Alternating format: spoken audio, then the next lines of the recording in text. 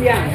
Koni, kami ingin tahu nih gimana kesan-kesan Ibu Koni sendiri setelah datang ke tempat ini melihat langsung penggalangan kapal ini, bagaimana tanggapan? Aduh, saya mau pingsan karena amazed banget. Begini ya, terlepas dari apapun rame-rame, saya itu kan ada di ANRI, di Dewan Maritimnya Arsip Nasional. Jadi saya tahu betul dan mempelajari betul bagaimana kemampuan melautnya nenek moyang kita, leluhur kita, dari semua kesultanan, kerajaan, apapun namanya waktu itu. Ketika Portugis masuk, ketika Spanyol masuk, apalagi ketika Sulawesi masuk, itu dihapuskan. Contohnya misalnya di Makassar, orang-orang Bajo itu waktu Sulawesi masuk langsung dijadikan VOC, sehingga kemudian orang Bajo kehilangan kemampuan buat kapal.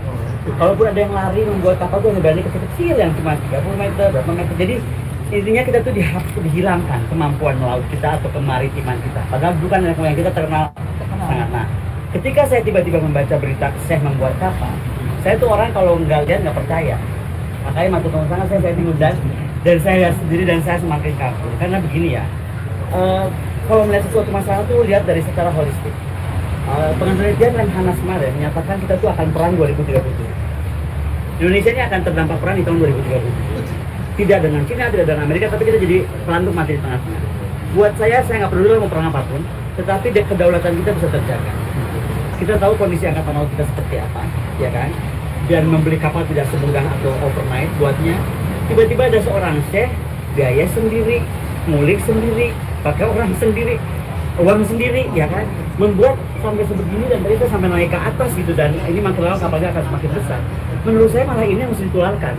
Kalau saya melihatnya, karena saya pernah sekolah di Israel, ini seperti gimbal system. Jadi saya ini membangun kemampuan keberdikarian ekonomi, teknologi, jadinya bikin kapal kan nggak kayak bikin kacang goreng, jadi teknologi mesti tinggi.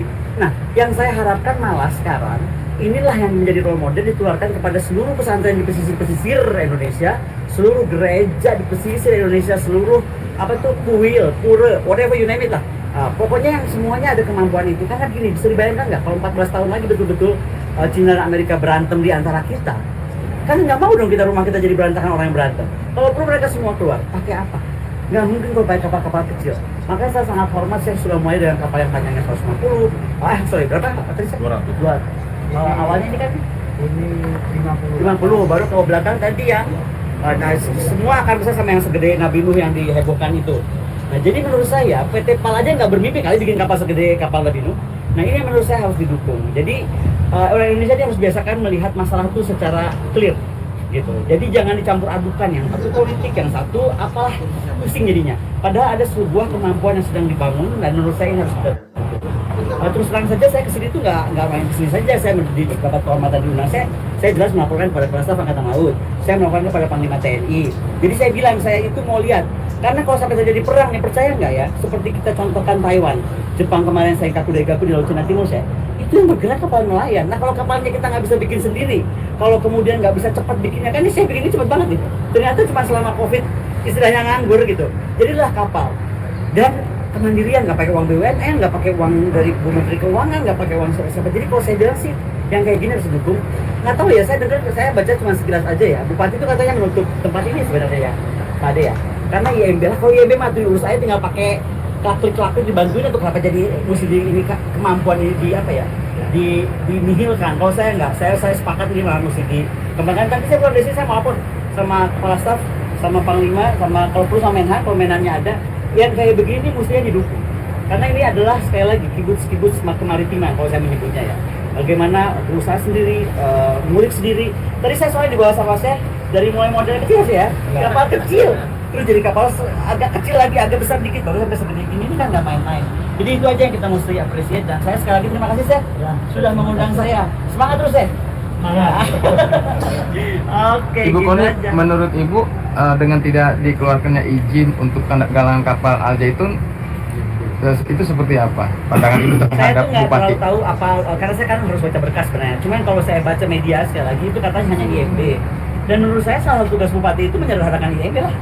Yang penting sekarang lihat dong ini mau dibikin buat apa gitu.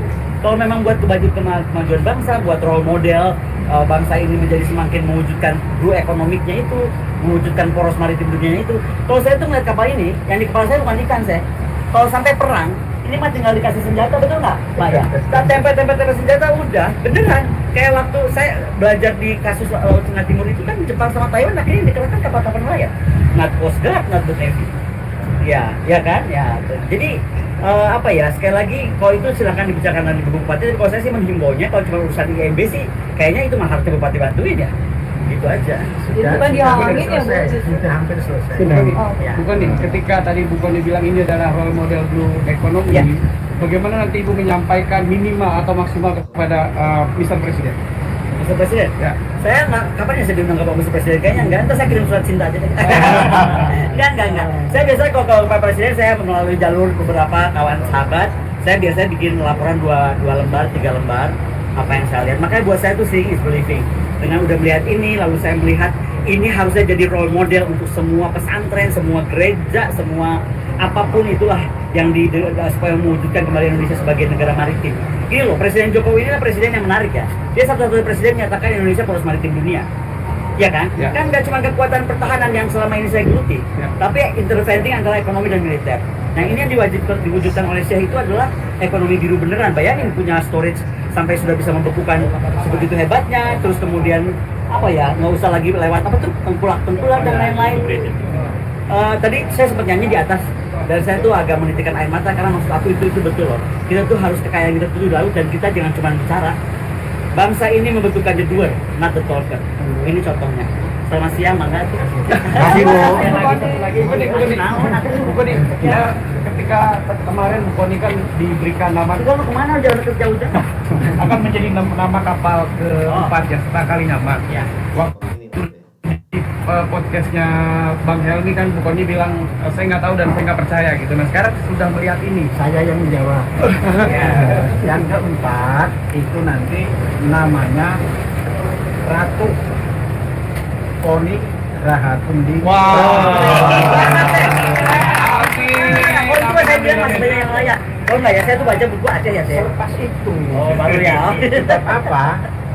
Kita memberi penghargaan ke yang masih jumeneng itu jauh lebih hebat daripada setelah setu. Jadi terima kan? Terima. Sangat terima. Kerakyatan yang dipimpin oleh hikmat kebijaksanaan dalam permusyawaratan perwakilan. Ketok palu? Iya. Ya ini ya Dr. Ade Muhammad itu dari Unhan. Jadi saya bilang sama Dr. Ade mesti ikut lihat kan dan coba di Unhan mulai meneliti bikin kapal juga, belajar dari sini kalau memang mau walaupun nanti dia kapal perang. Kemudian beliau dari PT IKA, Bapak ini dosen PT IKA. Jadi ya ini kebersamaan itu diperlukan. Rakyat yang bersatu. Betul nggak? Betul. Ya. Oke, mangga tuh. Ini satu hal yang baik. Berarti artinya Bu Koni akan menjadi pemersatu keduanya dong? Maksud apa? PT IKA dan Unhan. Saya tugas negara atau kemana? Oke, makasih.